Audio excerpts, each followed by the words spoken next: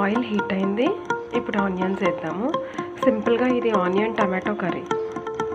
Hello, welcome to my channel.